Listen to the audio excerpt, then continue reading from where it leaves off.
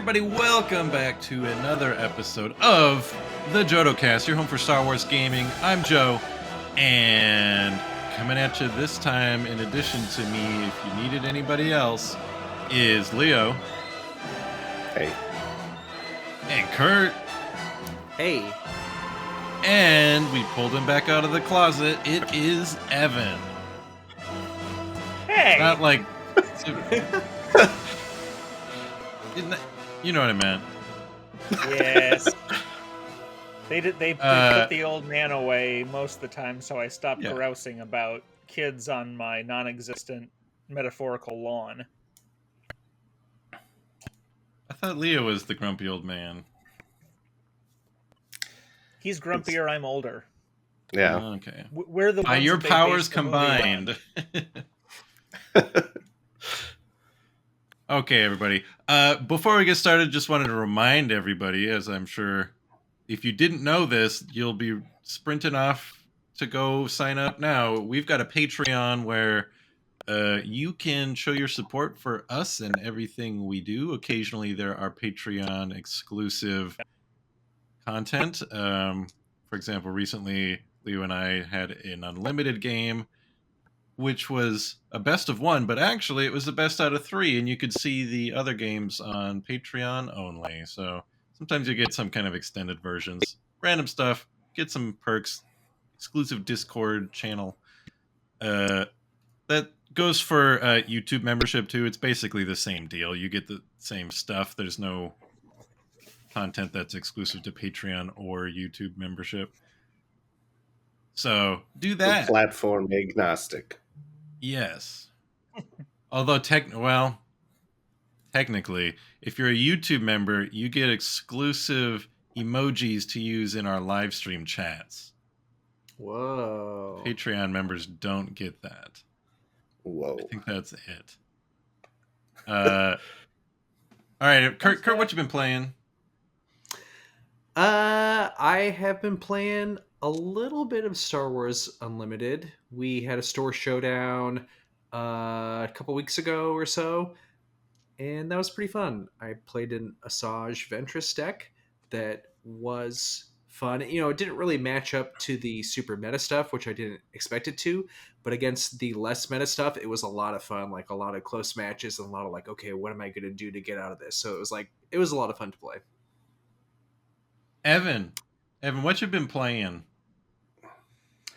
I've been assembling more Shatterpoint miniatures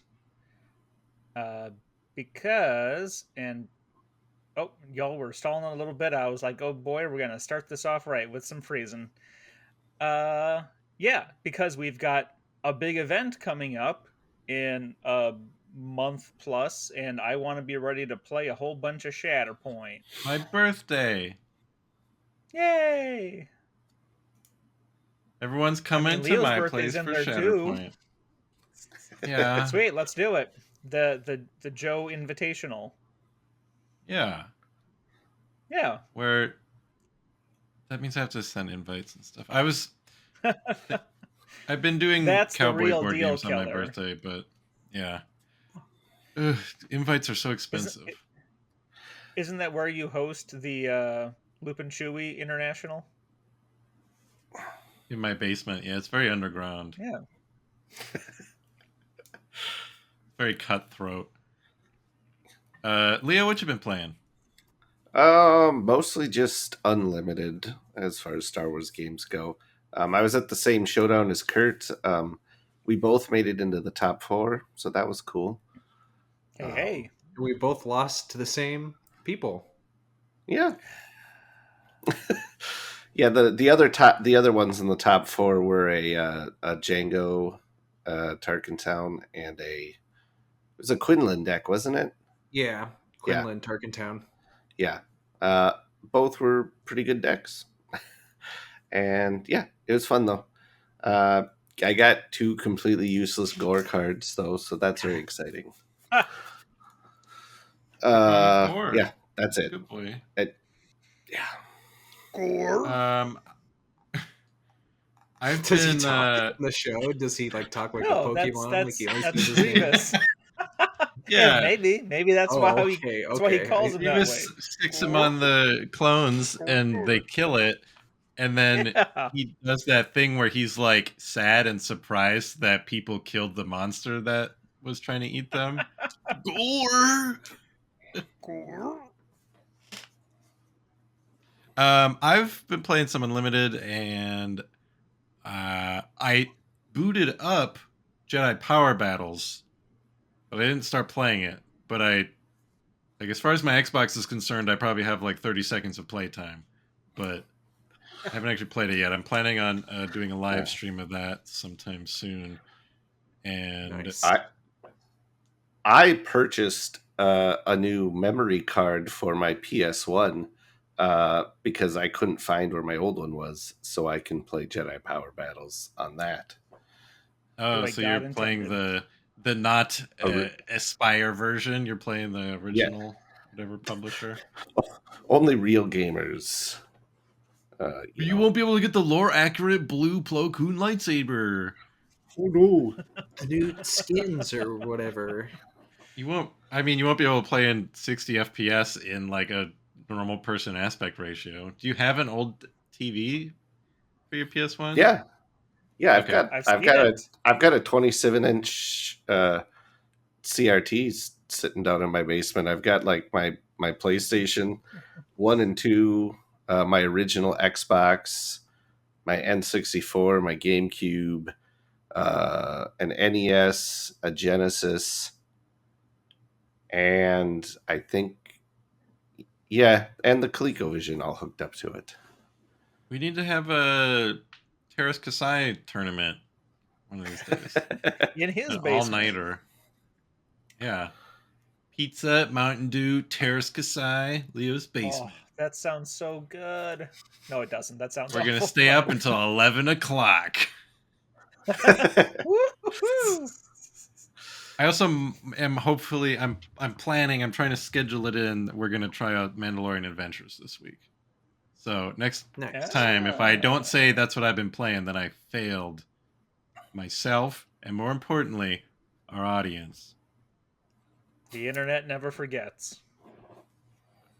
Their fingers are hovering over the unsubscribe button. They're like, okay, one more episode. Yep. Let's get to the topic of the day. We're talking about Star Wars Unlimited rotation. What's rotation? Yeah. What's unlimited? What's rotation? And why is this a thing? Who should care? Okay, is this so when you turn your cards because you exhausted them or ready them? What does this Is mean? it like spinning it? No. Is it a good trick? Kind of. It is a good trick. Yeah. But so rotation it's kind of a common thing that happens in most TCGs out there. Not all, but almost all of the more successful ones do set rotation, which is basically, so we've got Premier format is kind of like the main organized play format. And essentially it's going to be 2 years worth of sets. It's going to be what's legal to play in that format. So basically when set 7 comes out here, sets 1 through 3, that whole block of sets will drop out of being legal for premier events. So at that point, 5, 6, and 7, and then also 8 and 9, when those eventually come out, will be the current block of legal sets. And then, of course, once 10 comes out, then 4, 5, 6 will drop out. Okay, so is and it normal to drop them in at 3 set chunks, or do other games just go with like, oh, well, one more came out, then one more drops off? It honestly, it varies from game to game. But if we're looking at the gold standard, I mean gold standard in terms of what kind of sets the standard for everybody else, not what's the best, because we'll get a bunch of argument in that. But Magic the Gathering, They've gone through different iterations, but they do drop. Typically, they've dropped whole years worth at a time. It could be in 2-year cycles or 3-year cycles, but happens on an annual basis. And I did want to bring up just briefly, just because we're talking about fine details here. Set 7 is currently scheduled to be the spring release of 2026, correct? Mm-hmm. Yep, that should be the March set of 2026. Okay.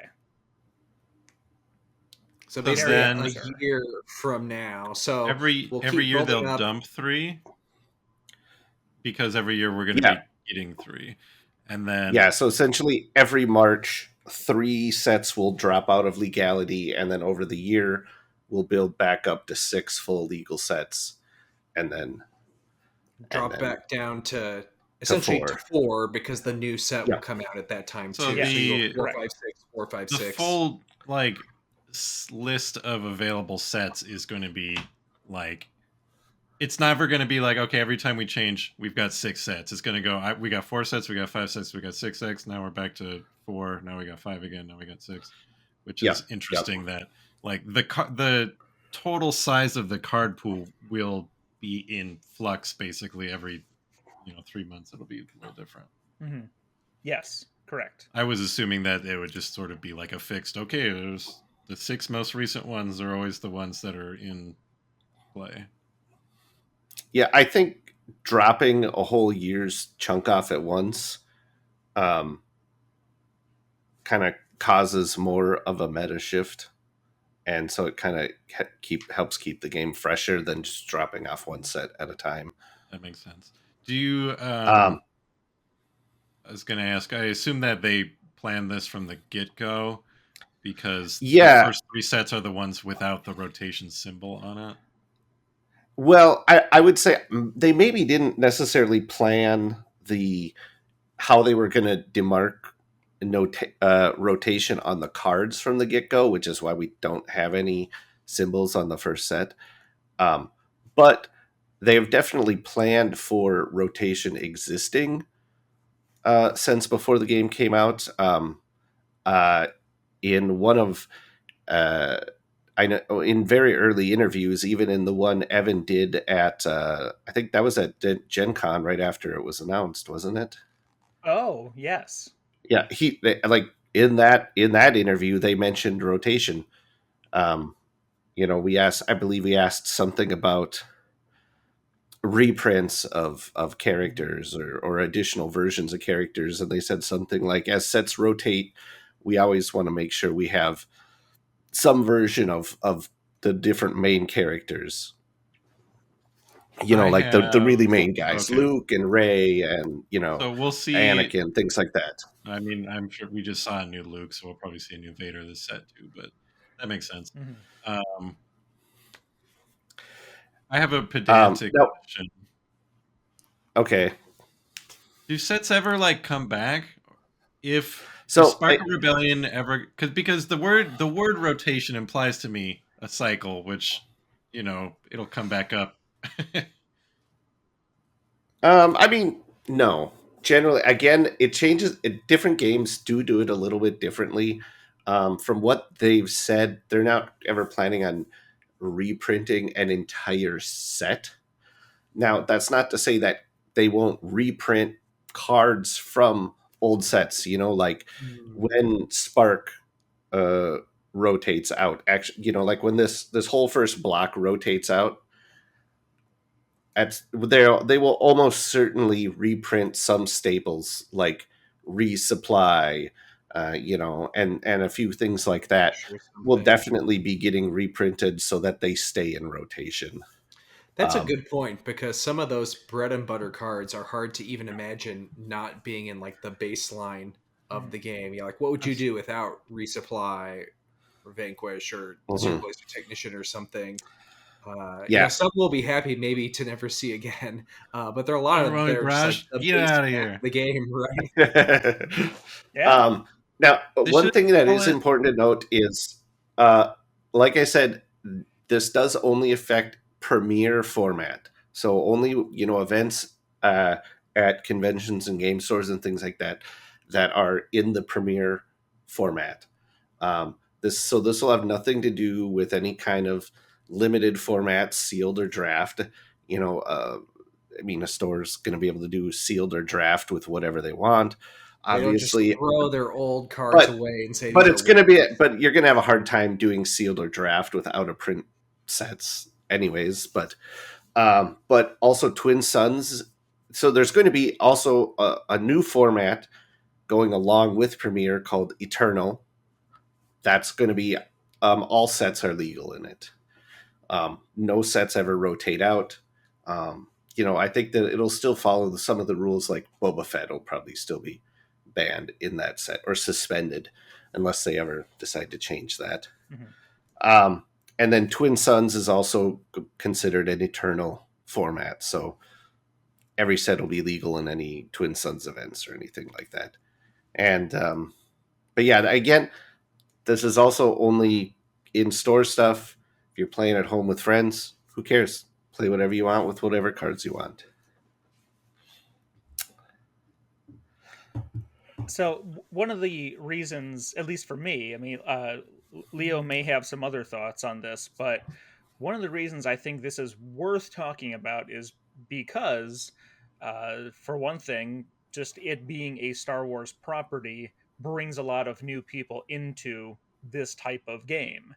And just from watching the live stream, the Fantasy Flight Games live stream from last week, there seemed to be an awful lot of people in the YouTube chat, which it's already a hive of scum and villainy there, but they either seemed to not get it, like the why would you tell me I can't use my cards, or they were just throwing their hands up and saying, well, this is the end of the game for me, I'm out of here. And it to me that seems like they either just have bad information or they're just not picking up what FFG is putting down. So go ahead. I was just going to say, I can sympathize with them though in some ways. Like when I first learned about rotation in Magic, and also I think I'm not even entirely sure if rotation was a thing back when I first started, because I think that they didn't start doing rotation until like 5 or 6 years into the game, when they realized, oh wow, this is we really need to like move some of this older stuff out of here for the health of the game. But when I first learned about it, Type 2. Yeah, when I first learned about it, I was like, what? This is the worst. I felt the same way until, as I started actually playing, games more competitively, I then came to understand why it's good for the health of the game, frankly. Because you're thinking, like, I got all these cards, I paid a lot of money for them too, right? Like, I want to use them, now they're worthless or whatever, is maybe where your mind jumps. Yeah.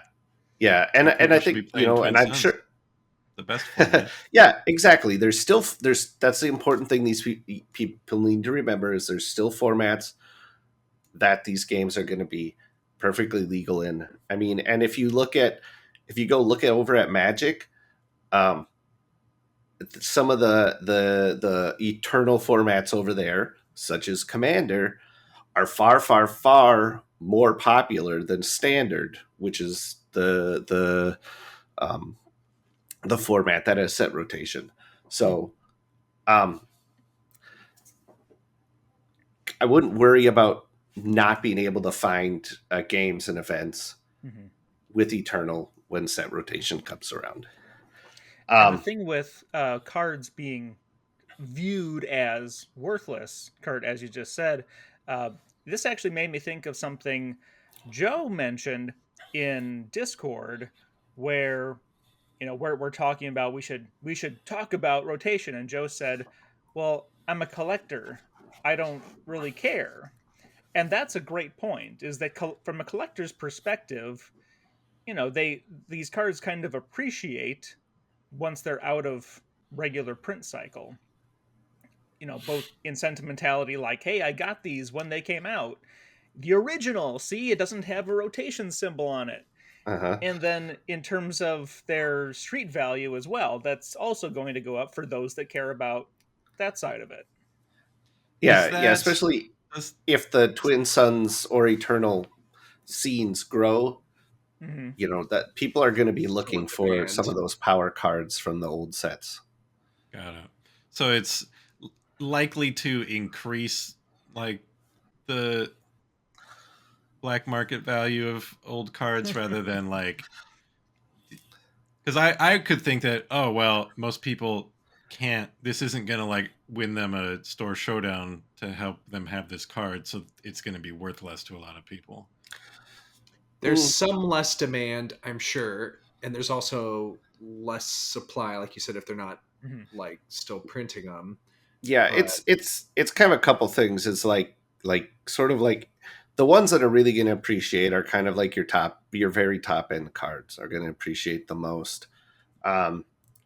Commander Vader is the one that the green Vader is the one that sticks in my mind as like that was a set one bomb. Yeah, I mean if they don't reprint him, he'll be one that would continue to appreciate. People will still be trying to complete those collections.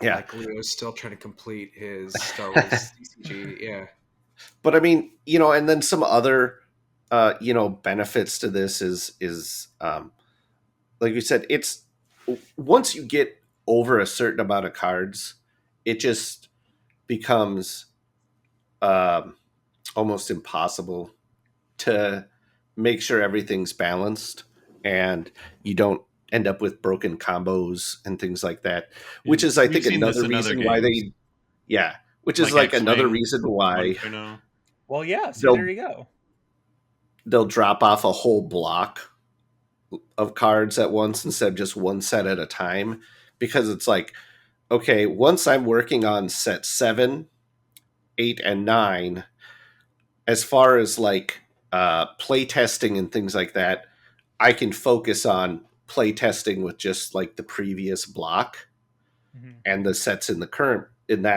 current block, rather than also having to test with another 2 sets back here, but then set 8 comes around and we're testing with just this one other one, and I think it simplifies their play testing also. Yeah, that makes sense. I think that's a really good point. Like it sounds a lot more deliberate, like comparing it to Magic that you brought up, where they're like, oh shoot, we kind of have to do this subtly, and it's like happens out of the blue. Or originally, I mean, now they plan for it, but like, and comparing it to X-Wing, where they never did a rotation and were never planning to. They weren't designing it that way.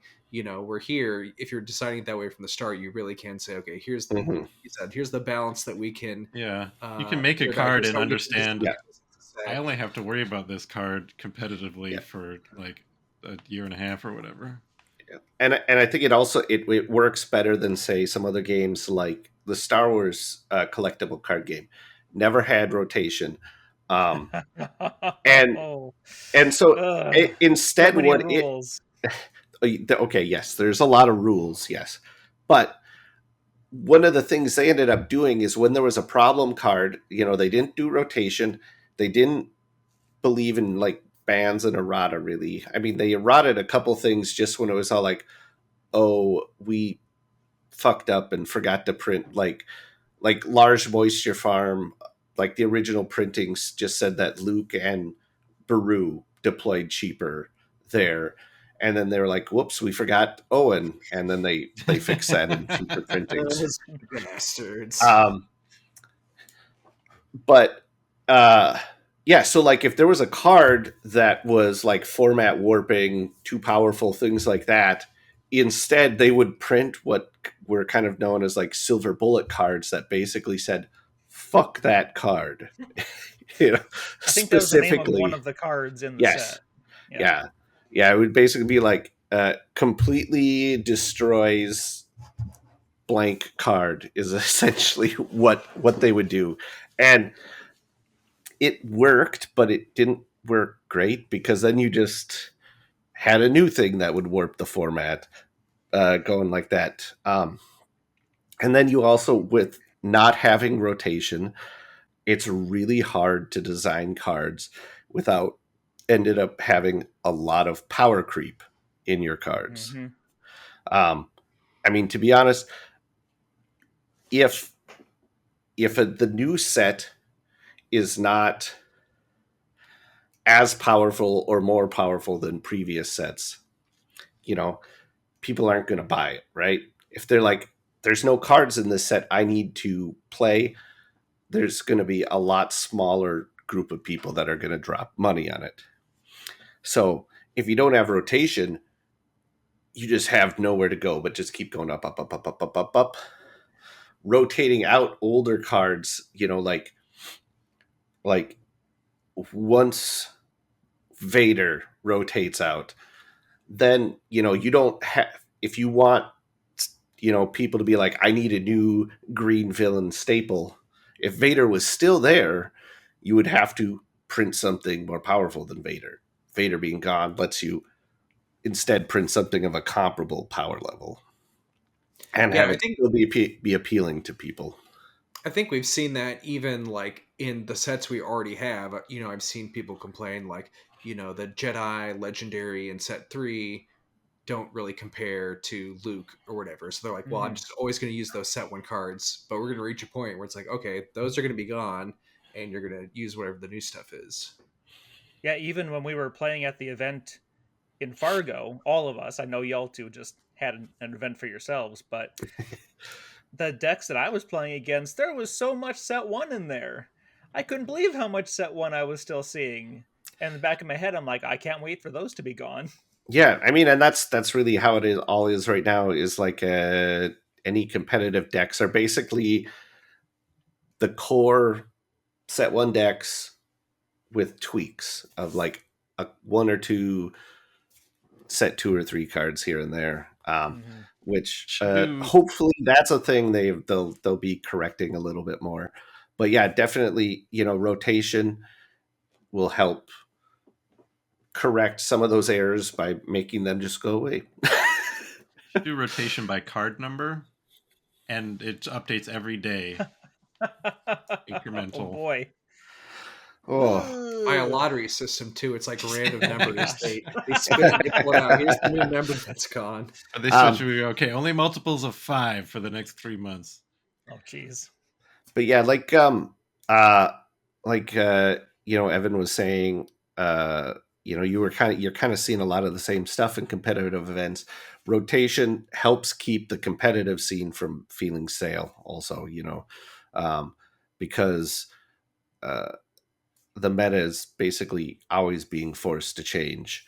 Otherwise you could have one of the best decks from like set 1 could still hold up right now, and then maybe it'll just still be immutable and good enough 3 years from now. So that, I mean, if you're the guy who built that deck and it's the only deck you ever want to play, that kind of sucks for you, because now you got to buy more cards. But yeah, definitely makes it more interesting. Yeah, like take Sabine for instance. Sabine has never been like the top deck, but she's been right at the very top, like the whole time, all 3 sets. And now, if we were in a world without rotation, and like, let's just say, we're 9 sets down the road, and she's still up at the top because, like, let's just say they underestimated her power level when they originally designed her compared to all the other leaders they designed in the future. Well, again, if you want to shake up the meta and make there be less Sabines without rotation, you only can just straight up just ban her, which, I think that feels bad. In some ways, even almost worse than rotation, because rotation's a thing is coming, you can plan for. Bans, I think, suck. Yeah. And then, or you just start designing leaders more powerful than Sabine to push her out of the meta, and then you've got the power creep problem going on. Yeah, I know personally, I kind of get tired of seeing the same thing a lot. I mean, I'm already kind of tired of Sabine. I don't really want her to stick around for every single set. Yeah. That's why sealed events are so and- refreshing for me, because I'm like, oh, I don't think I've ever played against this leader. Cool. And it also, sealed also makes it easier for new people to get, I mean, not sealed, rotation makes it easier for new people to get into the game. Oh yeah, right? that's a big one. That was the one of the big reasons for the only other card game I ever talk about, Doomtown Reloaded. It's not a collectible game. It's a whatever the legally distinct version of LCG is, but the reason that like they keep like rebooting it is because the other stuff was out of print and new players didn't have an entry point. They're like, well, I can't get all this stuff that's legal but out of print, and they're like, oh, okay, actually that stuff's not legal, and so they like did sort of a rotation slash like product update, and because the longer a game lives, it's harder for people to get into it depending on the game, which can be a problem. And actually, you did just segue into one of our other points about the previous card games that FFG put out with their LCG titles. Those games are pretty much as I like the idea of the format, they're pretty much the poster child of what happens when you don't have rotation. Is that you wind up with this gigantic pool of cards that are always legal, and you probably have a very small percentage of your customer. Let's say you're a game store, you are Joe the game store. uh, you only have like a very small percentage of people who buy into these things, but because there's a market for them, you have to keep buying them and keep stocking them, and eventually those people stop buying them, but you might still have a whole lot of stock that is not moving. And new people can't get into that because you have to buy everything. So that's, again, I love the idea of the LCG format, and it sounds like Doomtown does it the right way. But I yeah, that's haven't another paid reason attention in for too long, but rotation. You tell me, I believe you. it's Yeah. the best card game. I believe you. Then how come it didn't win Game of the Year This is ever not a Star Wars on game. our show? Oh, and also another point that Leo brings. Well, I guess both of you. I'll give credit to all three of you because I remember who it was. With Star Wars Unlimited, it's very interesting because, at least to me, every single set is an entry point into the game. There's no like this is where you have to start with a big core box set. And there's no, this is the introductory set, so you should start here. We're going to reprint this for the next 10 years. It's just every single set has its two-player intro set, and there isn't Well, not that anymore. hurdle Until now. getting in. Well, okay. You get the point. Yeah, and I think it's also nice that there's not like as much as I personally loved the block format that Magic used to do for releasing their sets. Yeah. It was not as new player friendly because for those not familiar, Magic used to design like three set blocks where Of the same story. basically it was like all three sets would kind of share mechanics, and the cards would be designed to play well with each other and stuff like that, which on paper sounds great. But the problem is when you got some cards in set 3 that are designed to take advantage of shit that was in like set 1 or set 2. Well, if you're a new guy coming into set 3, you know, you don't have the other stuff to build onto with this new stuff. Whereas like here with Unlimited, where everything's kind of designed to stand alone, each set, it's easier to just jump in at any time. Another big thing is like in those LCGs you're talking about, you have to, if you want to be like semi-competitive, you have to have an understanding of every card that's legal in the game, which at that point is every card that's ever been made. With rotation, I only have to remember and care about like a fixed size of cards. Like even if I don't want to buy that many or play that many, I still need to be aware of them if I want to like be competitive, and that's like a cap on how much brain space you have to dedicate to Yeah, remembering it's going to be stuff. what, like That's a under fantastic like point. 1,500 cards or so. I don't think we really mentioned specifically to the rotation symbols and how that factors in, because Mm-hmm. that's another thing that I think helps the new players. Because if it was like rotating every single new set, you were rotating by one set at the same time, it would be a lot harder to keep track. But if you can say, okay, anything that's blank or anything that's A has rotated out, like okay, like I don't need any of those if you're I'm not super still up on it. So I think I've got some kind of brain problem because my brain is still thinking that rotation is like not the best word that they could use because they never come back. It's not a cycle. It's like a swapsies or Execution. like it's like a purge. Like purge is more of a Star Wars word, but it's not very positive. But like if the game Retirement. ever ends and we've got like 10 sets, then they could rotate. So like set 10 and set 1 are like in at the same time and it keeps going around. Then it's a rotation. it's like This is fruit by irrelevant, the but it foot, and it's yeah, rolling it's a out. fruit. So it's Okay. rotating, but it's leaving some behind as it goes. Okay. I'll take it. Yes. Otherwise it's more Well, I mean, like a tank again, tread, but that doesn't I don't know. it is being shipped off to where the old folks home where sets go when they leave, when they retire from professional play. They go off and be commentators for eternal. That's their second occupation in life. Is that what's gonna happen when like we get sent to the old folks home? We're just all right, we're being rotated out. And for a new Yep, set, we're that's not it. legal anymore. I'm probably just forgetting many other common uses of the word rotation. Probably. Turning cards sideways, like you said earlier, moving them to the front and the front ones to the back. No, they Less of don't go a to the back. rotation, They just go more to of a hell. They don't. revolution. That they just go to hell. That's right.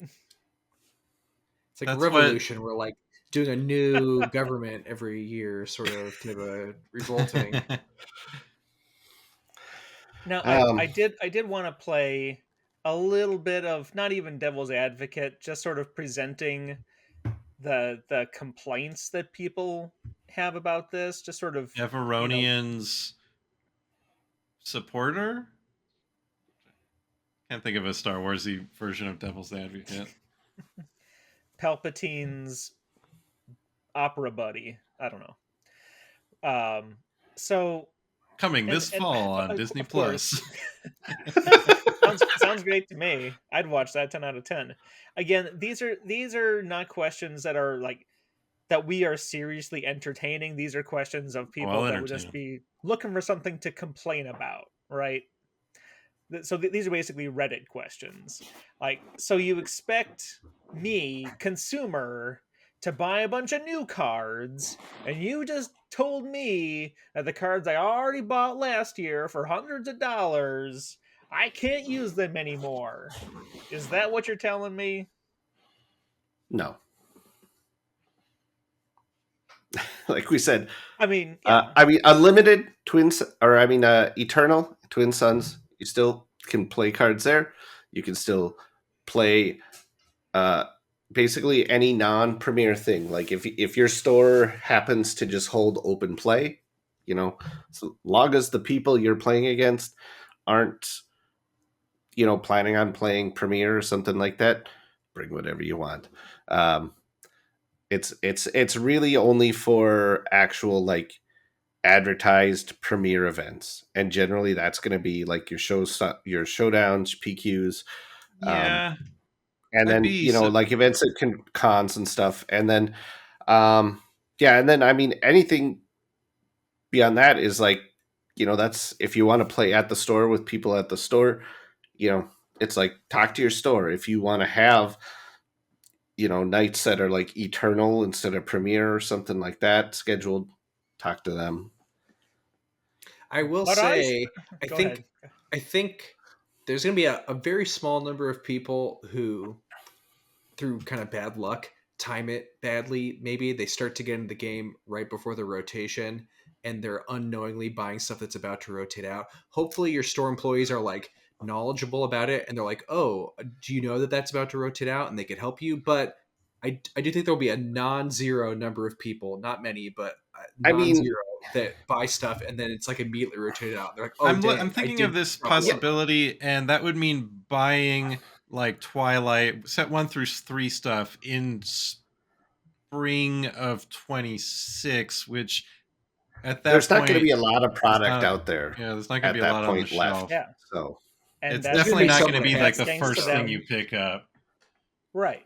There's gonna be Well, someone out there though that doesn't know what stock they're buying. They're just like, "Oh, it's Star Wars," and they don't know that they're buying like the wrong set. But I like mean, you yeah, said, there's your store employee, they're going to have the 3 sets from 2025 front and center, and Twilight is going to have like maybe a couple packs left, maybe, and they'll try to burn those off at the end of the year, probably with prize support. yeah, or So- they're going to be, you know, at that point, depending on maybe not like the Twilight and Shadows packs, you know, the way, you know, but like the Spark ones. By the time we're getting to rotation coming, I bet, you know, any Spark packs that are still left out there probably are going to have their prices jacked up to where a person's going to go in the Again. store and buy the current set instead of, Another you know, some reason that's probably not going to happen is because they will have heard this episode and they'll know better. Yeah. The next time all someone all complains on LGSs Facebook, should just have link a it. sign up in their next to their unlimited boxes that says "Before you buy, listen to Yeah, with this a QR episode," code. of like a QR code that they can. All right, I'm gonna lay another complaint on you that Okay, if it was me reading the complaint on Reddit, I would just be like, "How dumb are you?" But I spent $480 to get a full playset of Darth Vader and Boba Fett. Now you're gonna tell me I can't even use them?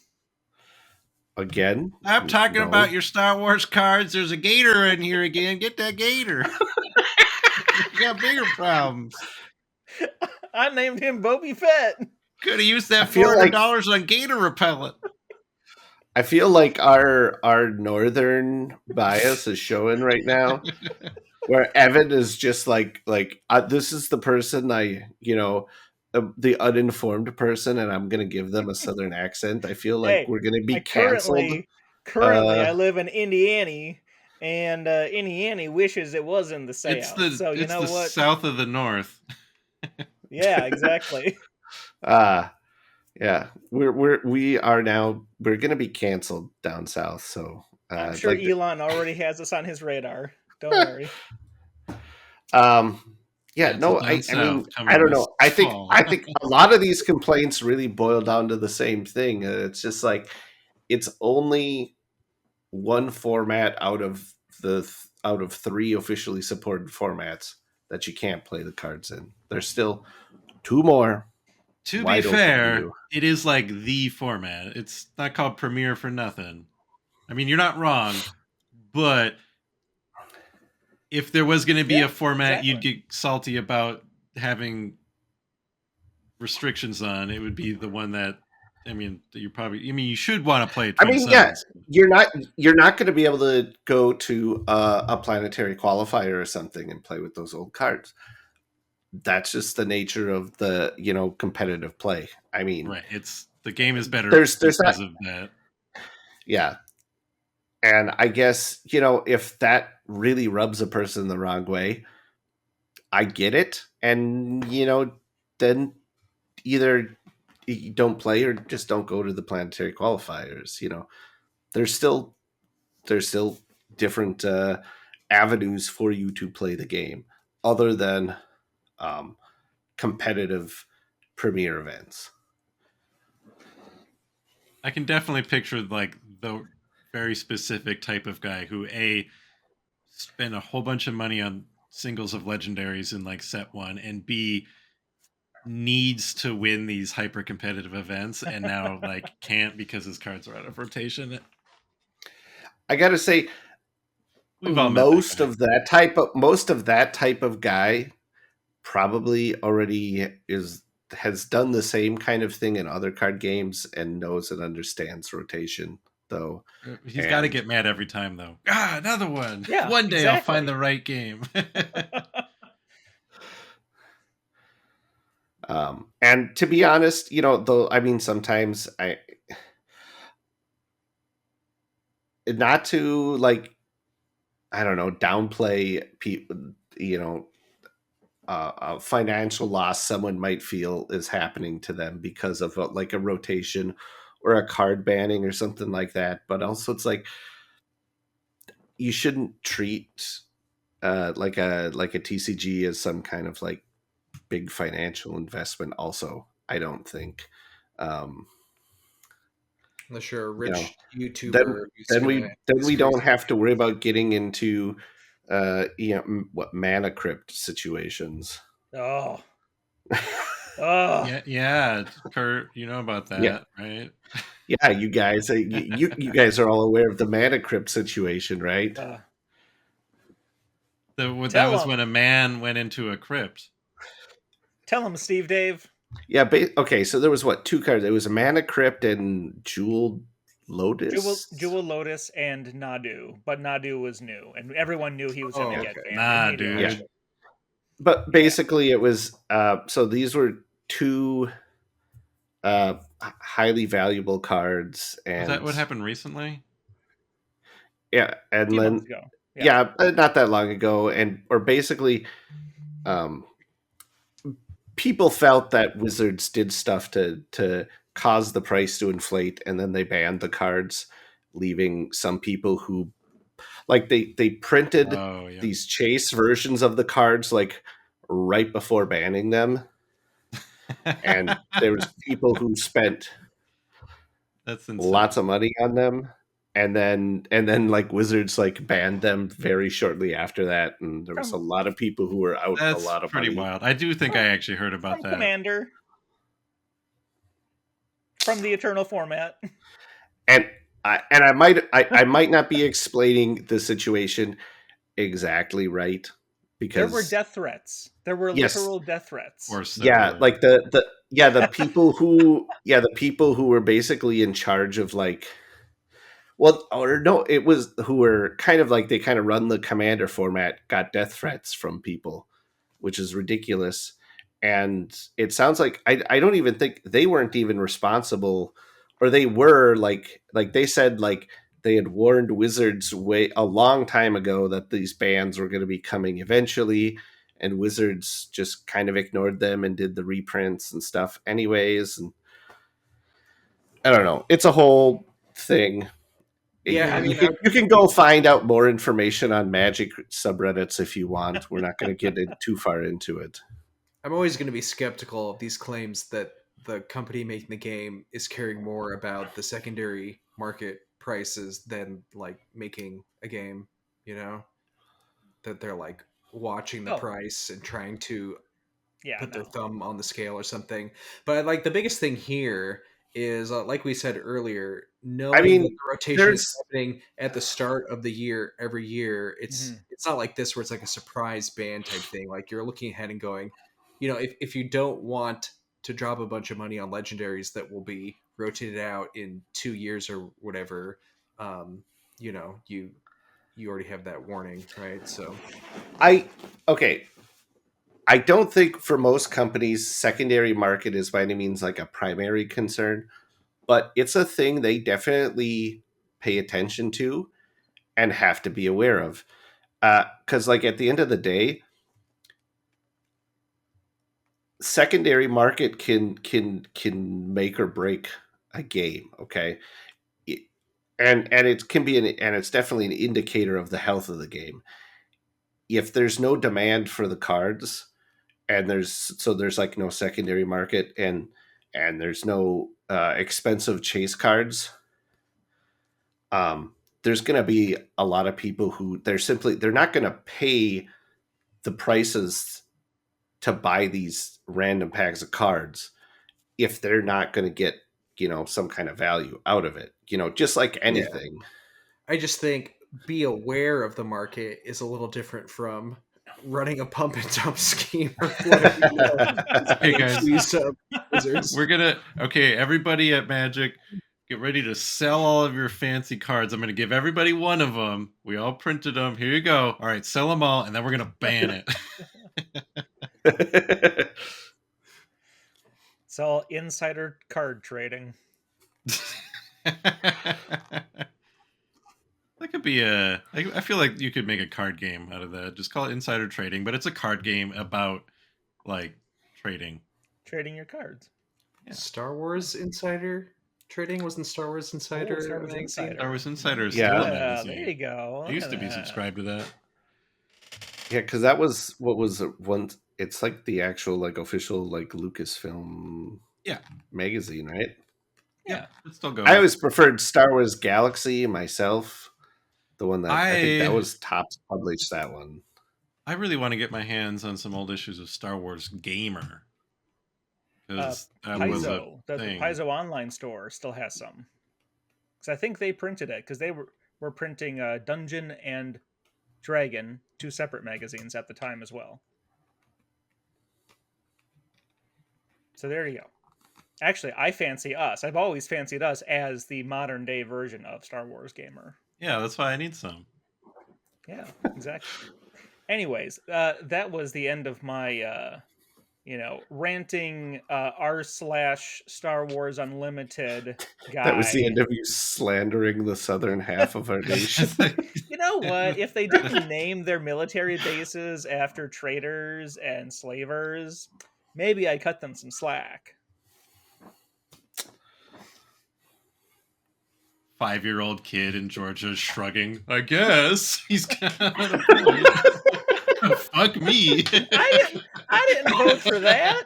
It's like if the New Republic was naming bases like General Veer's base or something, and people are like, yes, wait, that's Fort Tarkin. I'm honestly surprised that what hasn't happened in Star Wars.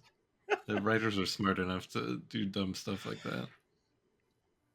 Well, hey, wasn't Imperial Vogue in the Leia book? Yeah.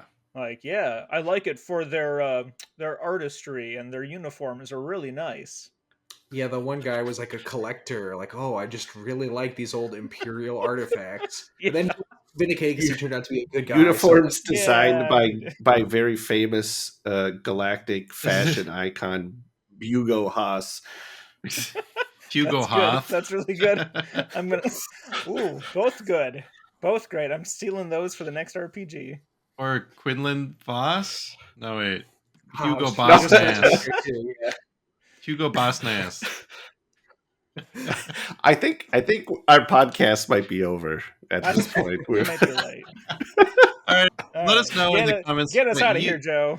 What you think about rotation, and if you agree with us, or if you agree with the Reddit character that Evan made.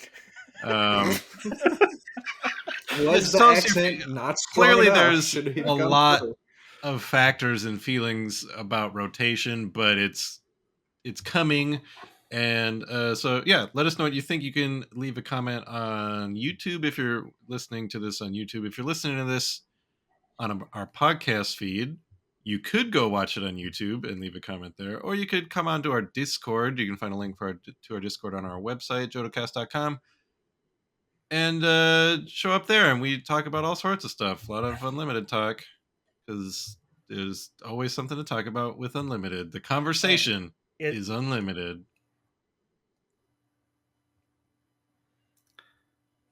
That was such a good ending. I didn't want to interrupt.